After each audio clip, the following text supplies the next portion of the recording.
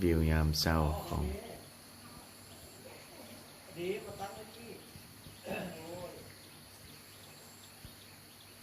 เมืองวังเวียง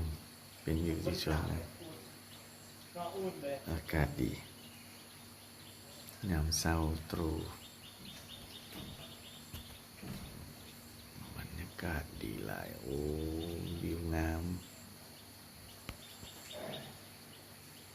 น้ำสองก็ไหลแห้งมาเนี่ยหมอกกำลังเต็มในภูธรรมศาสตร์